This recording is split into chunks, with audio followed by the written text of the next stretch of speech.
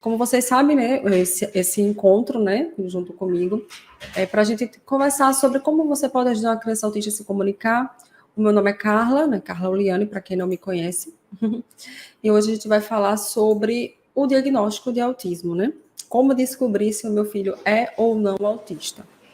Essa também é uma dúvida que eu recebo com muita frequência. Que as mães falam assim: Carla, meu filho, ele tem 2 anos e não fala, será que ele é autista?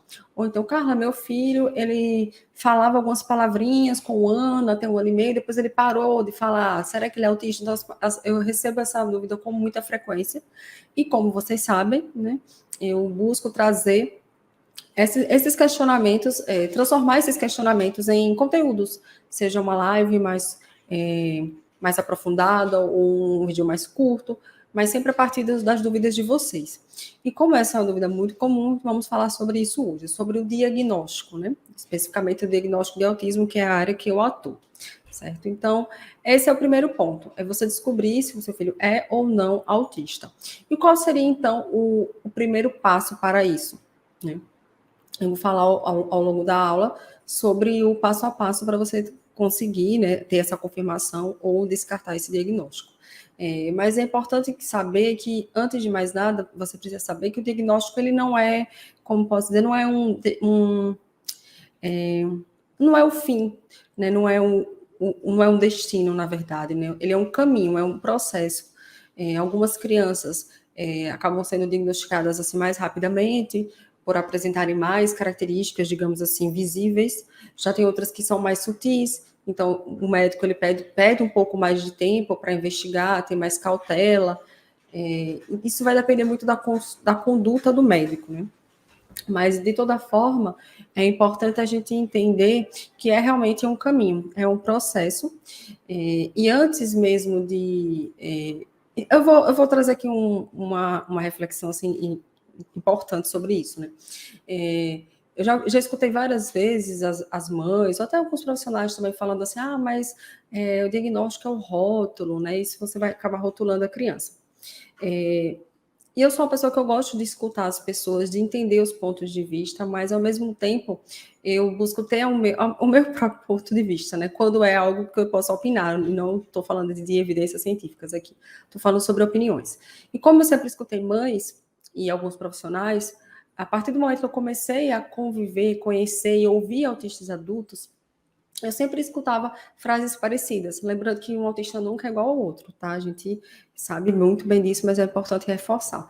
Eu escutava muito isso, depois que eu descobri o meu diagnóstico, as coisas começaram a fazer mais sentido. Hoje eu entendo porque eu sou diferente, hoje eu me aceito mais, eu sei os meus limites, eu não me coloco mais em situações que vai muito provavelmente vai trazer uma sobrecarga sensorial ou emocional muito grande também. Então, eu comecei a parar e escutar os autistas sobre isso, né? Obviamente, repito que nem todos nem todos vão ter a mesma percepção acerca do diagnóstico, mas os que eu conheço, que eu acompanho, que eu já conversei, que receberam diagnóstico na vida adulta, eles falam sempre isso, que depois que receberam o diagnóstico, as coisas começaram como posso dizer, as coisas ficaram mais claras, né? E entenderam o porquê de algumas diferenças, de alguns comportamentos, do porquê a dificuldade também nas habilidades de se comunicar, de socializar. E isso foi muito importante, né? Foi um marco importante.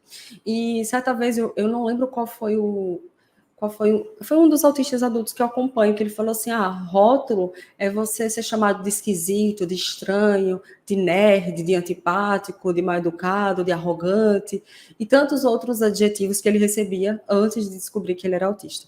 Então, isso aqui é só para a gente contextualizar e pensar também, né, acerca disso. Eu vou trazer aqui alguns exemplos, né, como vocês sabem, eu gosto muito de trazer exemplos de mães, né, de alunas minhas, e um pouco do seu percurso com o diagnóstico. Eu já entrevistei as 3, então eu posso citar nomes e nomes das crianças, porque esse é o único momento que eu cito o nome de criança e de mãe, é porque eu já fiz entrevista aqui, elas já apareceram, já falaram abertamente sobre a história delas, então eu não tenho por que não falar. A primeira mãe foi a Cíntia, né? Eu tive a oportunidade de entrevistá-la recentemente, quem estava na live de ontem participou e viu, foi bem interessante. Ela tem gêmeos, eles ainda não têm um diagnóstico fechado, eles estão em processo de investigação, nasceram prematuros, de 7 meses, ficaram um tempo lá na UTIM, então teve todo um processo ali depois do nascimento, né? E ela percebeu esse atraso, né, na parte da fala, da linguagem, e depois ela começou a investigar. E ela já foi para alguns médicos, né? Alguns já chegaram a falar assim, realmente eles são autistas, mas nada de fechar, né? Acabam falando. Outros já dizem que não. E isso a deixa um pouco confusa. E realmente, como eu sempre digo para ela, existem algumas crianças que realmente são mais difíceis, né, de serem diagnosticadas. E aí o médico ele precisa de um tempo maior. Só que o que eu sempre oriento, né, para quem me acompanha é que, assim, independentemente se ele já fechou ou não, se a criança ela apresenta déficits, a gente precisa começar a intervenção. Né? Então, se a criança apresenta um déficit na parte da comunicação, né, comunicação verbal, não verbal, um atraso de fala e linguagem, a gente já precisa intervir com o fonoaudiólogo, certo? Isso aqui não é puxando sardinha para a minha área de atuação, não, certo? É realmente porque precisa, né? Quem trabalha com a parte da comunicação é o fonoaudiólogo. Os outros terapeutas também contribuem, o psicólogo, o terapeuta ocupacional, o psicopedagogo. Todos os terapeutas, o correto é trabalhar em conjunto, né? Mas quem trabalha com os distúrbios da comunicação é o fono. Então, é esse o profissional que vai avaliar, né, fazer uma avaliação e começar a intervenção no seu filho, na sua filha, caso seja necessário. Então, no caso dela, eu achei muito interessante que durante praticamente a live inteira, ficou claro que, para ela, assim, se é autista, se não é autista, nesse momento não importa. O que importa mesmo é intervir. E foi o que ela fez, e isso que ela vem fazendo desde fevereiro. Então, são 5 meses aí intensos, né? Trabalho duro. Quando eu digo trabalho duro, não é que a criança fica o dia inteiro na terapia. Eu digo trabalho duro mesmo de pensar em atividades, bolar estratégias. E são 2 também, né? Trabalho dobrado nas coisas de casa, de comer e tudo mais. Mas achei muito legal o que ela focou e o que ela trouxe para a gente foi você olhar para o desenvolvimento infantil e ajudar a criança naquilo que ela tem dificuldade, para que ela tenha qualidade de vida, tanto hoje como no futuro, né? Então, as crianças já estão falando algumas palavras, já estão interagindo mais com os coleguinhas na escola também, e eu fico muito feliz por isso. E um outro exemplo que eu trouxe foi da Patrícia. A Patrícia, eu também tive a oportunidade de entrevistá-la. Eu conheço a Patrícia presencialmente, inclusive, a gente se conheceu no passado, em fevereiro, depois veio a pandemia em março. Ela mora em Recife. E a Paty, ela passou também por muitos neuropediatras lá em Recife, e ela ficava muito confusa, porque uns diziam que era, outros diziam que não era. Eu não lembro exatamente a quantidade, mas eu lembro que parece que 3 disseram que ele era, e 1 ou 2 disseram que não era, uma coisa assim. Eu sei que ela ficava muito confusa. Foi quando eu orientei, né? Não só eu, né? Como o pessoal lá os alunos, né? Na época era do grupo do WhatsApp, e eles falaram assim: nossa, procure tal profissional. Começaram a indicar pessoas de confiança, né? Na própria cidade. Que é uma coisa que eu sempre oriento, né? Você vai marcar uma consulta, busque conversar com outros pais. Né? Porque não adianta você ir para qualquer médico. É a mesma coisa de você ir para um fonoaudiólogo que não trabalha com autismo. Quer dizer que esse profissional é um profissional ruim? Não, é porque a fonoaudiologia existe em várias áreas de atuação. Então, a área de atuação, por exemplo, que eu escolhi foi linguagem, e eu também trabalho com motricidade orofacial, né? Porque tem que fala, né? Precisa de mexer lábio, língua, bochecha, tem que fazer exercício, tem para onde correr. Então, são as 2 áreas que eu atuo. E dentro dessas áreas, eu especifiquei o autismo, mas eu conheço colegas que trabalham com paralisia cerebral, com síndrome de Down, né, e tudo mais. Que até a nomenclatura já mudou, agora eles estão trissomia do 21, né? Então, isso depende muito da área que o profissional quis seguir.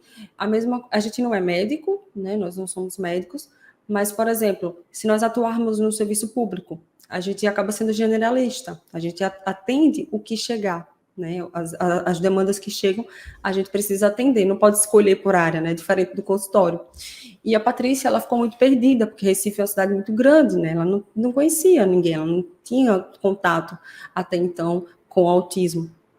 Ela é professora, eu sei que ela tem alunos autistas hoje eu não recordo se antes do diagnóstico do Rodriguinho, se ela já tinha tido experiência na sala de aula com autistas. Mas, assim, eu sei que ela pediu indicação, até que ela foi em uma que ela gostou muito, e essa médica encaminhou para um centro lá especializado em autismo, e ela conseguiu o acompanhamento dele pelo plano de saúde, e está muito feliz, muito satisfeita, e fico também muito feliz também pelos avanços do Rodriguinho. Mas foi uma luta até chegar a esses profissionais. Ela também passou por outros terapeutas anteriores que não tinham tanta experiência assim. Então, pesquisem, procurem nos grupos mesmo do Facebook da sociedade, grupos de pais de autistas, para que você possa perguntar e pedir indicação. Isso é muito importante. E a terceira a aluna foi a Giane, né? A Giane também, ela é professora. Eu acredito que ela não sei se ela está atuando na escola, né? Durante a entrevista, ela tinha acabado. Eu lembro que ela comentou que ela tinha saído da escola, né? Não sei se ela já está em outra. Mas ela é professora e, mesmo sem o diagnóstico, ela percebeu, né, a questão do atraso da fala, da linguagem, e mesmo assim ela já começou a intervenção, né? Já começou a pesquisar coisas, a ler, acabou me encontrando, né? Acho que, ou não sei se alguém indicou, ou se ela me encontrou. Eu sei que ela me indicou para uma parente dela, a Fabiana. Mas, assim, ela acabou me conhecendo, né? Fazendo PAP, aplicando. Veio logo naquele período. Naquele período não, que nós ainda estamos nesse período, mas bem no início da pandemia, né? Que no início a gente ainda se iludia, né? Achando que ia durar menos tempo do que realmente está durando. Mas, assim, ela não esperou a pandemia passar, nem esperou as terapias começarem presencialmente ou ter diagnóstico. Ela já começou a fazer o que tinha que fazer, a ajudar o filho dela naquilo que ela podia, né, nos limites dela também, obviamente, que aqui eu não estou falando para ninguém, pai e mãe virar terapeuta, mas sim fazer o que dá para ser feito, adequar o que dá para ser adequado dentro da rotina da família e sempre buscando o melhor para a criança, né, principalmente na parte da comunicação, que é isso que é o meu papel, que é o que eu ensino aqui. Dá para escutar hoje esse caminhão passando? Um pouquinho, né? Ah, pronto.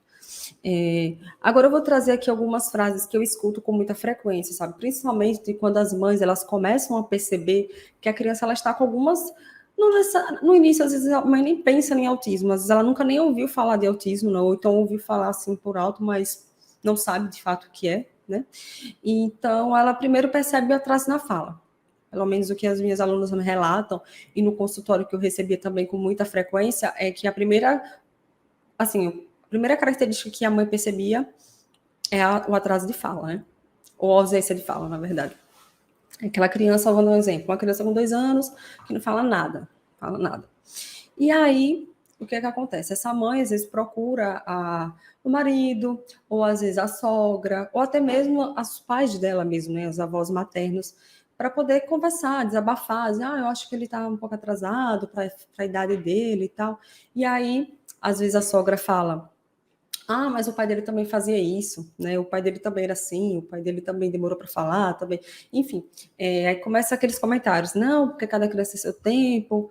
Aí leva para o pediatra, né? Infelizmente, uma boa parte ainda orienta para esperar. Eu sei que não são todos, então não generalizo, mas a gente também tem que ter essa cautela, porque ainda tem muito pediatra que tem essa postura muito, vamos esperar para ver, né? E já vi de tudo, de esperar até 2 anos, de esperar até 3, de esperar até 4, eu choro de desespero, porque, enfim, não quer dizer, não estou aqui dizendo que a criança é autista, mas mesmo que ela não seja autista, ela já tem um atraso de fala de linguagem que precisa de intervenção. Então, para que esperar, não é verdade? Eu tinha uma professora que ela dava aula de fonoaudiologia, né, básica e de linguagem, ela falava assim, é porque as pessoas elas ficam esperando assim o dia que a criança vai dar um estalo, sabe? Virar a chave e começar a falar. Seria bom se fosse assim. Só que quando a criança ela tem um atraso, um déficit, né, ou um distúrbio de linguagem, ela não passou por esse processo de aprendizagem da linguagem de forma natural. Ela vai precisar, de fato, de uma intervenção. Né? E aí quem vai fazer esse trabalho é a família juntamente com, são os terapeutas juntamente com a família, com a escola. Então, eu escuto muito isso, né? Que das mães acabam, as mães acabam escutando, mas também acontece o contrário, do pai perceber. Eu falo mais das mães porque, como você sabe, quem me acompanha mais são as mães, né? Mas já aconteceu também dos pais perceberem, conversar e a mãe não aceitar, dizer não, e aí fica nesse embate, né? Porque um quer procurar avaliação, o outro não quer, um não aceita, o outro aceita, e nisso o tempo vai passando, e aí a criança que acaba sendo prejudicada no final. Então, uma outra coisa também que eu escuto muito, assim, a mãe e o pai falam assim, mas ele interage, pouco mais interage. Isso aqui é muito importante, porque no início, quando eu comecei a trabalhar com autismo, né, 6 anos atrás, que eu comecei a estudar, fazer os cursos e tudo mais, e praticar também, quando a gente está no começo, que a gente é inexperiente, algumas coisas a gente deixa passar assim mais despercebido, né? Por exemplo, a gente acaba se iludindo, achando assim, mas ele está brincando com as crianças. Mas se você for olhar bem essa brincadeira, e com mais cuidado, né? Não estou falando nem de olhar clínico, mas é você parar e observar mesmo, às vezes até gravar e assistir depois. Você percebe que essa criança ela não está brincando junto com as crianças, ela está no meio, ela está ali em paralelo, né? Ela está ali, as outras crianças estão brincando, fazendo alguma coisa assim juntas, e ela está ali no meio, às vezes olhando para algum ponto específico, ou mexendo com as mãozinhas, que não tem problema nenhum, né, que são os stings, né, os movimentos repetitivos, ou então ela está andando e girando em torno do próprio eixo, enfim. Eu vou contar só uma história rapidinho aqui. Já teve uma vez que uma mãe mandou um vídeo para mim, eu atendi esse menino, só que ela depois ela precisou mudar de estado. E ela estava no aniversário, e ela já tinha o diagnóstico dele. E nesse caso ela já tinha um diagnóstico, né? Mas assim, ela ainda estava naquela fase, né? Se aceitava, se não aceitava, estava um pouco difícil para ela. E aí ela mandou esse vídeo para mim. E ela disse: Carla, ele passou o aniversário todinho fazendo isso. Aí tinha, tipo, uma coluna no meio do salão. E ele ficou a noite toda girando em torno da coluna. Aqui é a coluna e ele ficou andando assim, né? Em círculos. Aí você pode dizer, Carla, mas isso toda criança faz. Realmente, toda criança faz. Eu adorava ficar girando, girando até ficar tonta e não cair, né? Quando chegava a cair, mas eu gostava de fazer isso. Mas chegava um momento que eu parava. Não era uma coisa que, assim, nossa, que divertida essa brincadeira, eu vou fazer isso o tempo todo. E aí a gente tem que ficar atento, né, à intensidade, à frequência, à duração desses comportamentos repetitivos. E o que chamou mais atenção ainda foi que tinham várias crianças perto dele brincando com os brinquedos mesmo, o aniversariante com alguns presentes que tinha ganhado, as crianças estavam tudo próximo. E ele estava brincando em paralelo, ele não estava brincando junto com as crianças, ele estava brincando em paralelo, girando em torno dessa coluna. E aí ele ficou praticamente o aniversário inteiro fazendo isso. E aí foi quando a mãe não fez nada, ela não atrapalhou, ela deixou ele correr, ele queria correr, ela deixou, ele não estava se machucando, nem machucando ninguém, só que ela filmou e me mandou. Aí eu expliquei, você percebe que ele está junto com as crianças, assim, próximas, ele não está brincando com elas. Aí ela disse, não, eu percebo, tal. Ela já estava numa fase assim que ela já estava aceitando mais, sabe? Então a gente tem que começar a ter esse olhar mais... como posso dizer a palavra, não queria dizer clínico, porque vocês não são terapeutas, um olhar mais criterioso. Certa vez também eu fui visitar um paciente na escola, aí estava eu, a TO e a mãe. Nós chegamos escondidos e ficamos escondidas, né? Observando ele no recreio. Depois é que a gente apareceu. E aí ele estava lá brincando com as crianças, né? Do jeitinho dele. Ele estava lá brincando, aí as crianças escorregavam, ele esperava todas escorregarem. Aí, quando não tinha mais nenhuma criança perto, ele ia subir e descia. Aí, depois, ele ficava debaixo do escorrega, né? Porque era um escorrega alto, então ele ficava embaixo, ele ficava lá brincando, né? Com as mãos. Aí, quando a professora puxava ele para colocar naquele negócio que gira, que eu esqueci o nome agora, que você vai girando aqui. Ai, meu Deus, esqueci o nome. A professora tentava colocar ele lá, ele não queria, porque era ele mais 3 crianças. Então, para ele era muita demanda. Porque criança, quer queira, quer não, gente, eu amo criança. Mas criança é barulhenta, criança quer explorar, é agitada e tudo mais. Então, era muita coisa para ele. Eu percebi que isso deixava ele desorganizado. Então, foi o que a professora fez. Ela tirou todas as crianças e deixou somente ele mais outra. Aí, botou essa outra de frente para ele e ela começou a girar. E aí ele aceitou. Só que ele não olhava muito para outra criança, que ele tinha um contato visual bem reduzido ainda. Ele não interagiu muito com a outra criança, mas ele ficou, sabe? Mas quando eram mais crianças, ele não aceitava de jeito nenhum. E aí, se é uma pessoa que está de fora e não entende muito, você, mas ele interage, ele está no meio das outras crianças, mas a gente tem que entender como é a qualidade dessa interação, né? Se a criança inicia, se ela consegue sustentar por muito tempo, né? Uma outra coisa que eu escuto muito, mas toda criança faz isso. Justamente, a gente precisa ter esse olhar mais atento. De fato, tem coisas que você pode dizer, né? Toda criança faz isso, né? Eu estava lendo hoje sobre estereotipias, né? Que é o termo antigo, né? Que os autistas adultos preferem STEAMs. Então, quando vocês ouvirem STEAMs, é estereotipia. Então, eu estava lendo sobre isso, sobre STEAMs. E aí, no texto falava sobre STEAMs primários, né? Que algumas crianças, né, principalmente entre 0 e 3 anos, elas podem apresentar alguns movimentos repetitivos primários, né? Só que são movimentos que não se repetem com muita frequência. A criança faz uma ou duas vezes, pronto. Então, não é uma coisa que vira, como posso dizer, tipo um ritual, né, de fazer sempre aquele movimento, sempre daquele mesmo jeito, sabe? E chegar a um ponto de evoluir, né, e ser um instintos motores secundários, por exemplo. Então, eu achei bem interessante isso. Talvez seja por isso que alguns pais falam, toda criança faz isso, né? Porque realmente, uma coisa, não sei se eu posso usar esse exemplo, mas, por exemplo, tem movimentos repetitivos que às vezes a gente não sabe que é um movimento repetitivo. Por exemplo, antes de receber o diagnóstico do meu esposo, quando ele ficava andando para um lado para o outro, andando para um lado para o outro, eu não entendia porque ele fazia isso. Eu disse, por que ele está fazendo isso? Por que ele está andando para um lado para o outro? E isso me deixava agoniada. Eu ficava, meu Deus, por que ele está assim? Aí ele ficava segurando o celular e mexendo na mão. Isso me deixava agoniada. Aí depois que eu recebi o diagnóstico dele, que ele recebeu, eu comecei, então isso aí é um movimento repetitivo. E aí a minha sogra falou que na infância ele ficava andando para um lado para o outro, andando para um lado para o outro, e andava em círculo no pátio, no recreio, na sala de aula.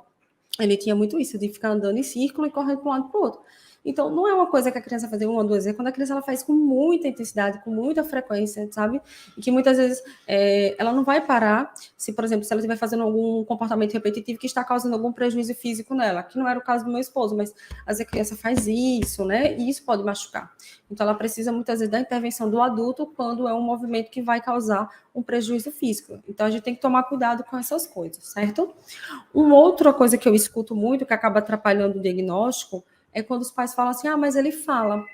E aí, isso é tão forte que, às vezes, até quando o autista fala, a maioria das pessoas acaba invalidando o diagnóstico, né? Tanto que eu fui uma pessoa que, no início eu fiquei assim, será? Porque o meu marido, ele é muito falante, Só que ele tem alguns déficits na parte de socialização, de comunicação, que depois, observando com mais cautela, a gente percebe. Como a minha experiência sempre foi e com criança, né? Eu comecei a atender autistas adultos agora, tenho 4 meses, 5 meses de forma remota, né? Online, então ainda estou aprendendo bastante sobre isso. Mas assim, ele tem realmente algumas dificuldades de comunicação, como saber a hora de parar de falar, de querer falar sempre sobre as coisas do interesse dele, de às vezes não prestar atenção quando a gente fala de outras coisas que não são do interesse dele, a dificuldade com o contato visual, olha, mas tem dificuldade de sustentar muito tempo, e outras coisas também que eu acabei deixando passar despercebido, porque ele tinha um diagnóstico de transtorno de déficit de atenção e hiperatividade na infância. Então, na minha cabeça, o TDAH ele justificaria esses comportamentos, né? Só que hoje eu já vejo que não, na verdade a condição base é o autismo, né? E aí dentro do autismo tem o TDAH, o transtorno e outras coisas também. Então é importante a gente ter esse olhar mais cuidadoso, certo? Eu não estou aqui para diagnosticar ninguém, não é meu papel, nem que eu fosse médica eu poderia diagnosticar, principalmente online, né? Sem nem conhecer e avaliar a criança. Mas é só para vocês entenderem que essas falas, esses discursos que as pessoas acabam repetindo, só fazem atrapalhar o diagnóstico, né? Tem muita gente que fala, porque o autista não olha no olho. Olha, gente, olha. Muitas vezes não consegue sustentar, mas olha, entendeu? Alguns mais, outros menos, mas olham. Outras coisas que as pessoas falam, porque o autista não gosta de toque. O meu marido, eu chamo ele de meu grudinho, ele quer o tempo todo estar me abraçando, tocando. Eu já conheço autista que já não gosta. Eu tenho uma amiga que ela é muito minha amiga, assim, eu gosto muito dela, só que a gente não se conhece, porque ela mora no Rio de Janeiro, ela é autista, e eu sei que quando eu conhecer ela, muito provavelmente eu não vou poder abraçá-la, porque ela não gosta muito de toque, né? Talvez ela tente, né? Mas eu sei que vai ser muito difícil para ela, então não vou nem insistir, porque ela não gosta. Então a gente tem que entender que o autismo, existem as características, né, os critérios diagnósticos, mas a gente também tem que entender que existe uma pessoa ali que as características, elas vão se manifestar diferente em cada pessoa, tá bom? Então, eu percebo que muitas vezes os pais acabam repetindo esses discursos, até de profissionais, infelizmente, da educação e da saúde, que falam essas coisas totalmente desatualizadas sobre autismo, né? E acabam caindo nessa armadilha, né, também, de ficar muito tempo negando. Né? E quando eu digo negando, é assim, negando a possibilidade. Quando se nega a possibilidade, você nem vai investigar. Porque vocês, não é autismo, não. E aí você nem investiga. E talvez, de fato, não seja autismo. Mas mesmo que não seja, ele precisa de uma intervenção, né, na parte da comunicação e outras áreas, talvez, que você não saiba. E aí você fica esperando, né, o tempo passar para ver se vai ter esse boom e a criança vai começar a falar e tudo mais. Então, é um erro que eu observo muito que acontece, que é de ficar esperando e muitas vezes respaldado por alguns médicos desatualizados sobre essas condições do neurodesenvolvimento, infelizmente. Então, o que eu sempre digo aqui, eu acredito que a maioria dos profissionais sérios também, que o diagnóstico em si não é mais importante, mas sim a intervenção. É você começar a intervenção o quanto antes, para que a criança ela aprenda novas habilidades de comunicação, socialização, tudo mais. A psiquiatra, quando deu o diagnóstico do meu esposo, ele falou assim, você não fez terapia na infância, sua mãe não sabia, mas por ela ser professora, ela te ajudou muito, mesmo sem saber, né? Minha sogra ela é muito estudiosa, trabalha em sala de recursos, tem várias pós, e ela sempre gostou dessa área, então ela acabou meio que ajudando ele sem saber, né? Fazendo o trabalho da fono, psicólogo, sem saber. Então, se hoje ele é independente, foi graças a ela, né? Então, sou muito grata também por isso. Mas, assim, nem todos os autistas vão acontecer a mesma coisa que aconteceram com meu esposo, né? Então, por isso que a gente precisa buscar a intervenção.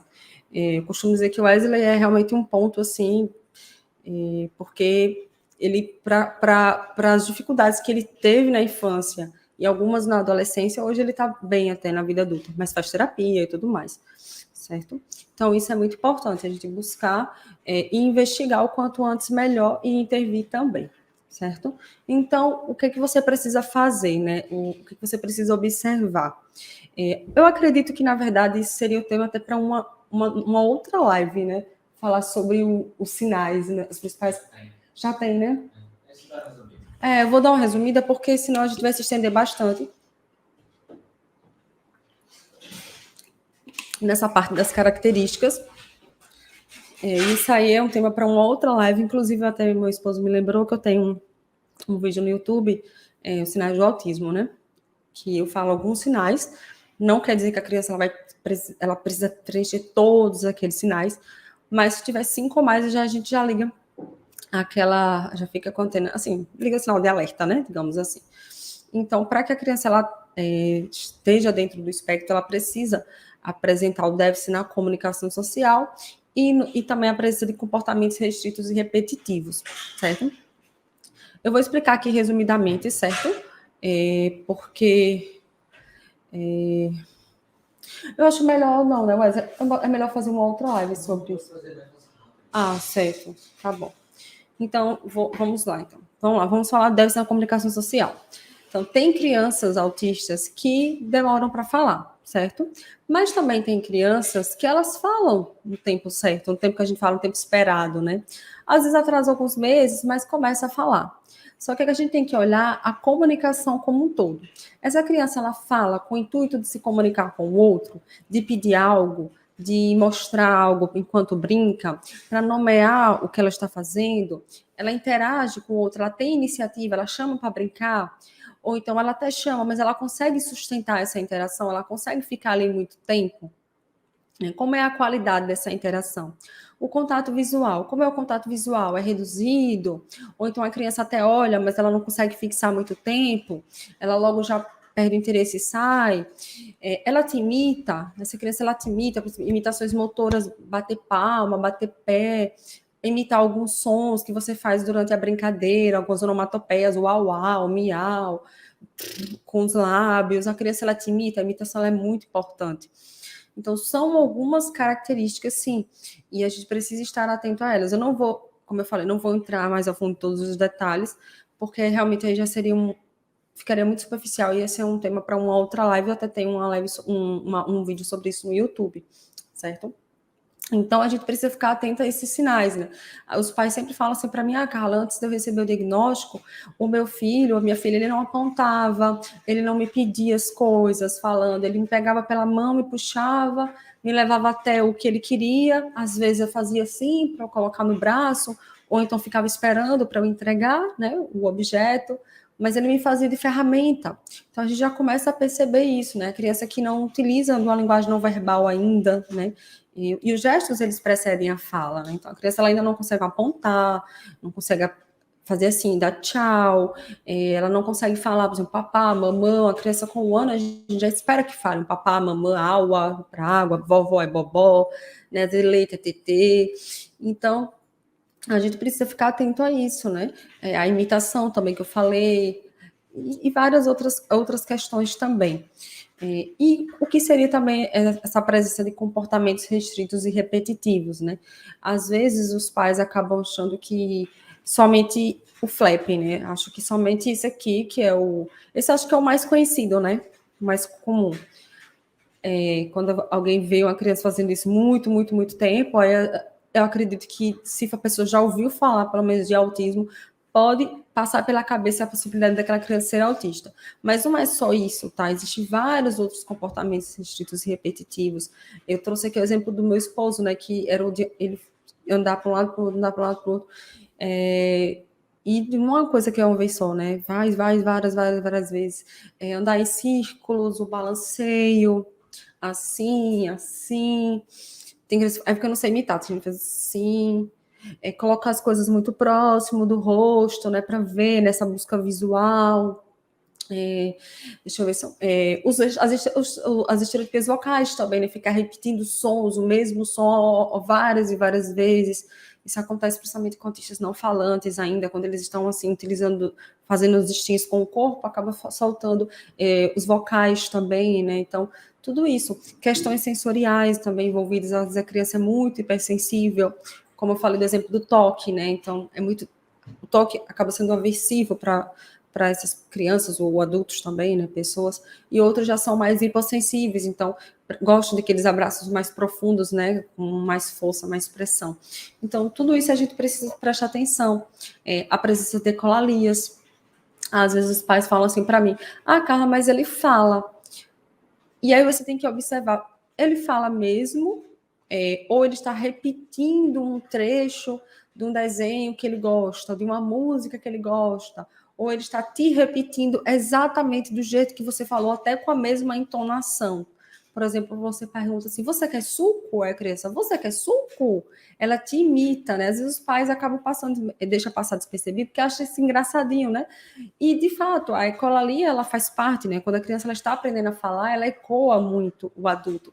Só que a questão ela ecoa, mas chega um tempo que ela começa a complementar, né? Ela começa a utilizar outras palavras do repertório dela para começar a responder. Por exemplo, você fala, você quer ir ao parque? Ela, você quer ir ao parque? Quer parque não?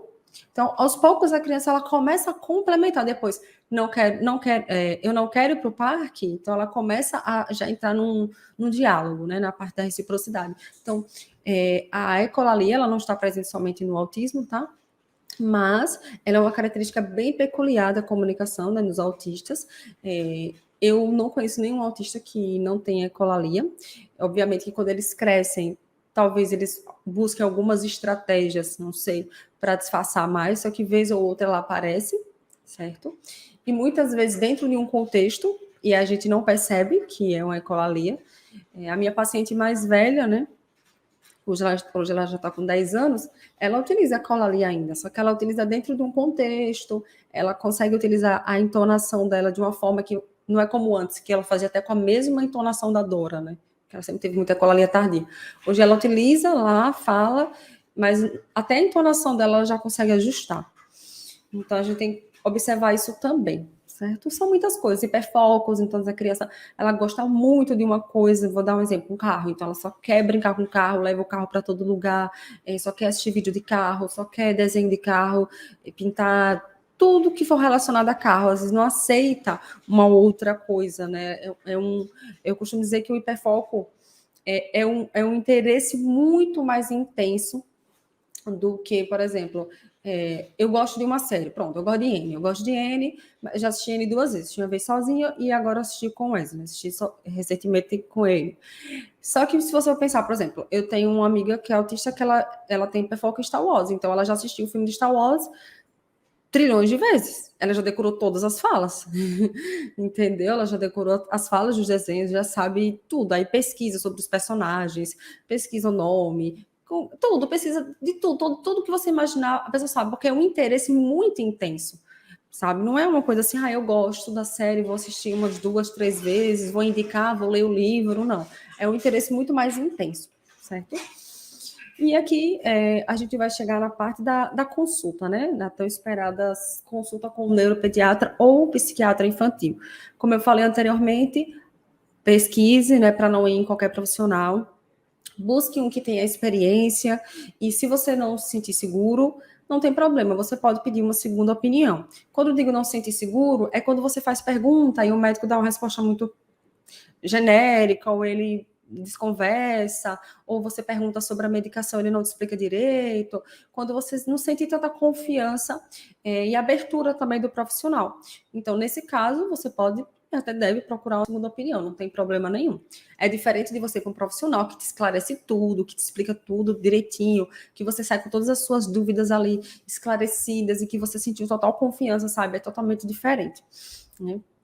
Então, anote os sinais antes para não esquecer, porque é muita coisa na cabeça, né, para lembrar.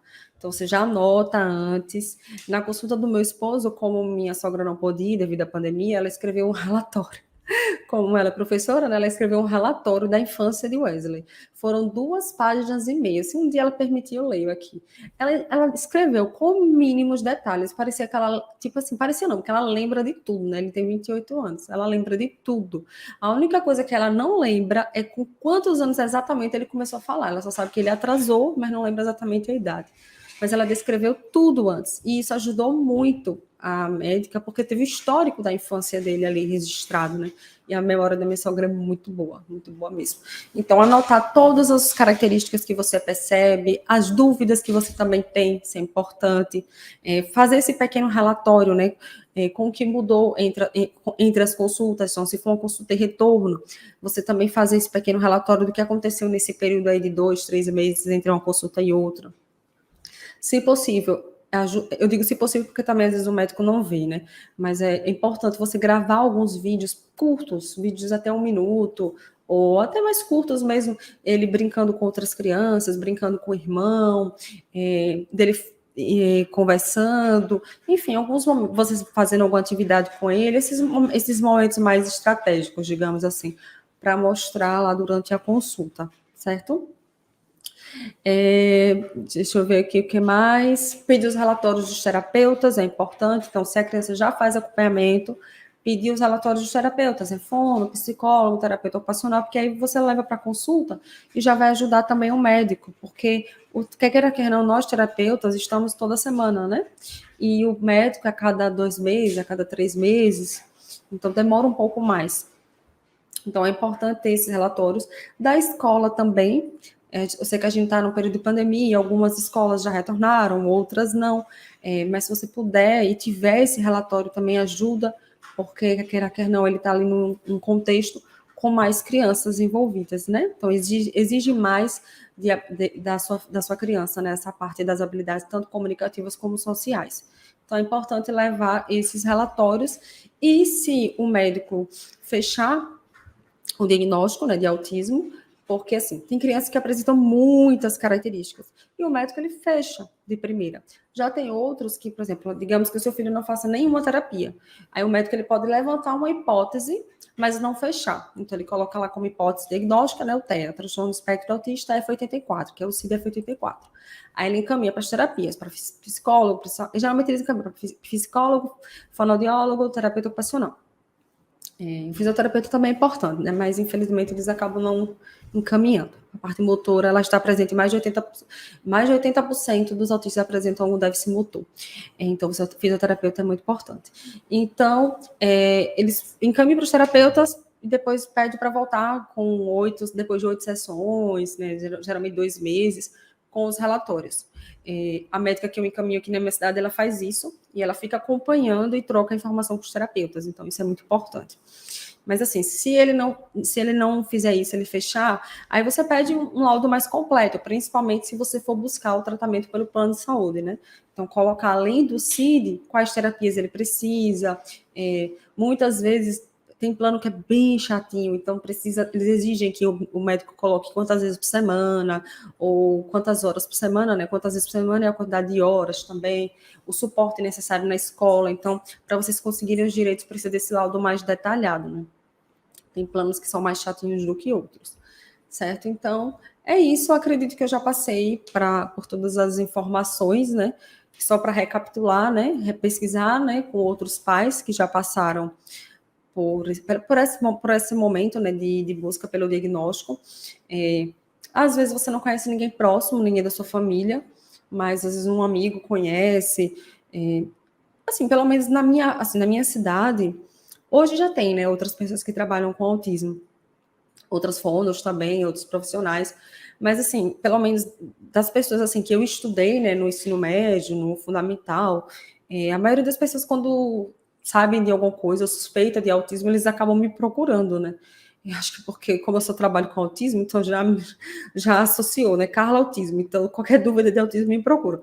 Aí eles sempre me pedem indicação de neuropediatra, né? Eu não sei quem é daqui de Aracaju, mas se for, se vai me assistindo, eu indico Maria Angélica.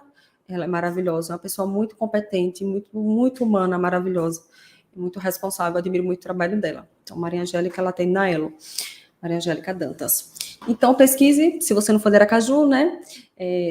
Pesquisar, pedir indicações de outros pais, anotar todas as suas dúvidas, as características que você observa, alguns vídeos curtos. Eu digo curto porque às vezes o médico não tem muito tempo para ver também, né?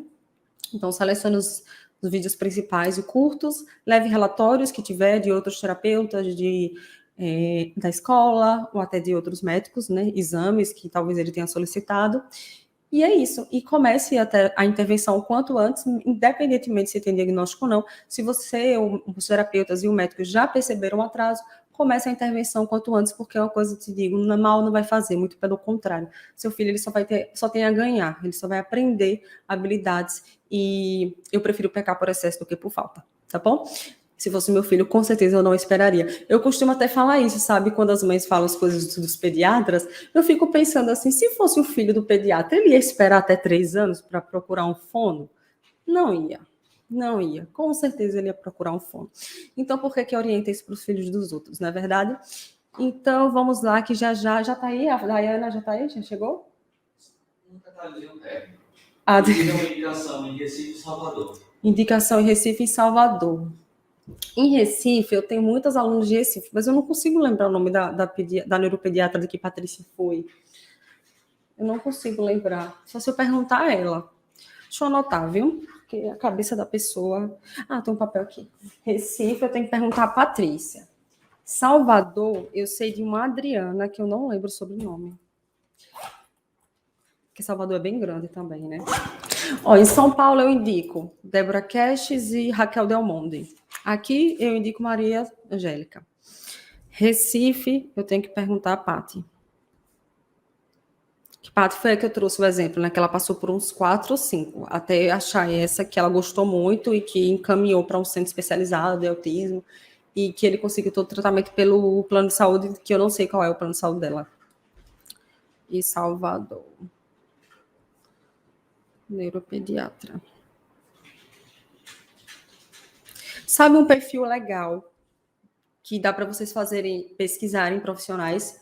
Eu lembrei agora. Tem um amigo meu que ele é autista, já entrevistei ele, o Pedro Jailson, do perfil Autista Falando de Autismo, @autista falando de autismo. Ele, vez ou outra, ele coloca lá no perfil. Ele coloca uma imagem e bota assim, indique profissionais de Aracaju, Sergipe, por exemplo. E aí as pessoas que seguem ele, porque o perfil dele é grande, e as pessoas colocam lá nos comentários e começam a marcar profissionais, psicólogos, terapeutas ocupacionais, fono, neuropediatra. E aí ele já fez de várias cidades, assim, Recife e Salvador, certeza, porque são cidades grandes, né? Fez aqui de Aracaju, aí me marcaram as colegas minhas. E ele também faz de cidades menores, assim, que uma vez eu pedi para ele postar de uma cidade no interior de Minas Gerais, que agora eu não vou lembrar o nome, e ele postou. E aí a mãe conseguiu a indicação de um neuropediatra. O neuropediatra marcou, eu sou neuro e eu trabalho nessa cidade.